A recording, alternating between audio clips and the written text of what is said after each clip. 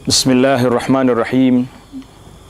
Alhamdulillah wassalatu wassalamu ala Rasulillah Nabiyyina Muhammad ibn Abdullah wa ala alihi wa sahbihi wa man walah. Amma ba'd. Petikan daripada buku Nihayatul Alam, tanda-tanda berakhirnya dunia ini,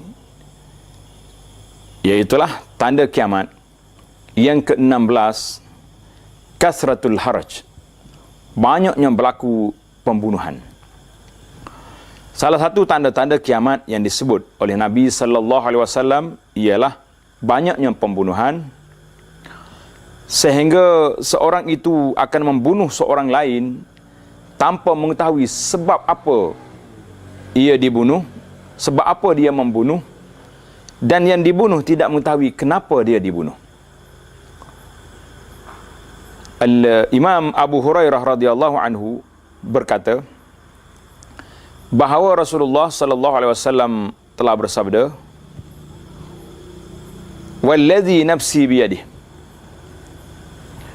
la tazhab ad-dunya hatta ya'ti yawm la yadri al-qatil fima qatal wala al-maqtul fima qutil." Faqila kaifa yakunu dhalik? Qala al-harj al-qatil wal-maqtul finnar.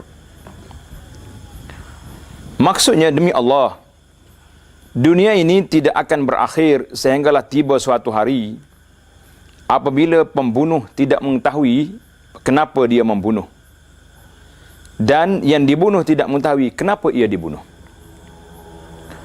Baginda sallallahu alaihi wasallam ditanya, bagaimana ia boleh berlaku ya Rasulullah?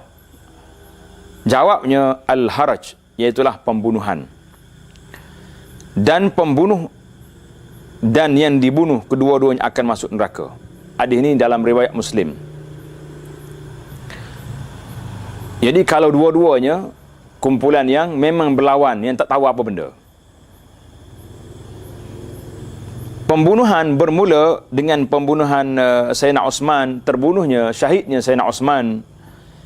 Dan daripada saat itu peperangan mula meningkat tanpa sebab-sebab yang munasabah. Ribuan manusia menjadi mangsa peperangan, terutama sekali senjata-senjata pemusnah yang digunakan hari ini dalam peperangan yang dahsyat itu. Jadi penjelasan hadis ini, ada kalanya pembunuh tak tahu sebab dia bunuh. Cuba kita lihat hari ini. Tentera-tentera yang diupah ataupun disebut sebagai pegawai-pegawai yang dihantar oleh pemerintah supaya pergi bunuh orang. Orang sedang berkumpul cara aman, contohnya dibunuh. Ini pun dia tak tahu kenapa dia membunuh orang itu, sedangkan orang itu tak lawan pun dia. Tiba-tiba tembak aja.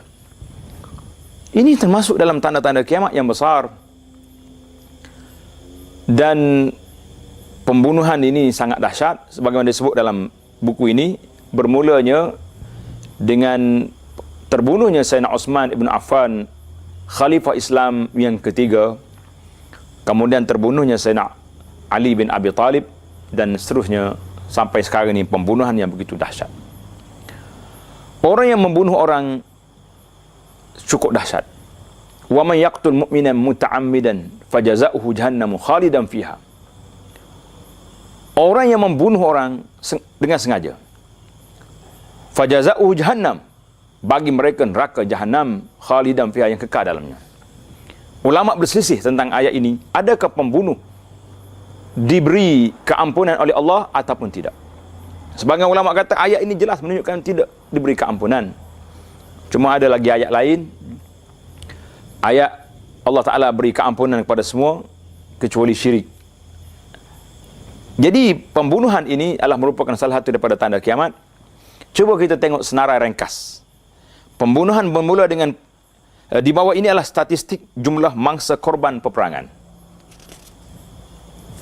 Perang dunia pertama 15 juta terkorban. Perang dunia kedua 55 juta. Perang Vietnam 3 juta. Perang saudara Rusia 10 juta. Perang saudara di Spanyol 12 juta. Perang Iran Iraq, perang Teluk yang pertama 1 juta. penaklukan Iraq, lebih daripada 1 juta terkorban. Dan yang terakhir yang ada di zaman kita ini, apa yang berlaku di bumi Syria. Saudara-saudara kita ikhwanal muslimin, saudara-saudara ahli sunnah kita di Syria, di Hims, di Hama, telah dibunuh oleh rejim yang ada hari ini, yang tidak berperi kemanusiaan, tidak ada apa-apa peri dalam jiwa mereka. Dilantak semuanya, orang tua, kanak-kanak, orang perempuan. Yang duduk dalam masjid, yang duduk di mana atas dunia ini, la yadri limadza qutil. Mereka tak tahu kenapa mereka dibunuh. Kalau sama-sama tentera yang berlaku perlawanan, kita kata dia tahu juga. Ini tak ada apa, kanak-kanak yang sedang bermain. Orang tua yang sedang duduk di masjid. Orang perempuan yang sedang duduk di dapur, datang bom, meranap, habis segala benda. Dan yang terbaru berlaku di bulan Ramadan Al-Mubarak, di saat kita memperingati kemenangan Islam 17 Ramadan di peperangan Badar, tiba-tiba saudara-saudara kita yang berkumpul secara aman, ratusan telah dibunuh di Ardil Kinanah, di bumi Mesir, di bumi Anbiya. Nabi Musa alaihissalam berjuang di Mesir. Rupa-rupanya masih ada lagi saki-baki pengikut-pengikut Fir'aun yang sanggup membunuh rakyat sendiri. Bahkan pembunuh itu kalau ditanya kenapa dibunuh, mereka juga tidak tahu kenapa dibunuh. Akhirnya, walaupun peperangan ini tidak termasuk dalam apa yang dimaksudkan dalam hadis, pembunuh tidak mengetahui apa yang dibunuh, ia senaraikan sebagai menunjukkan betapa banyak dan biasanya pembunuhan berlaku. Al-Haraj, kasratul haraj, jadi banyaknya pembunuhan itu berlaku. Ini salah satu daripada tanda-tanda kiamat. InsyaAllah kita akan tengok pula tanda kiamat yang lain. Sekian. Wassalamualaikum warahmatullahi wabarakatuh.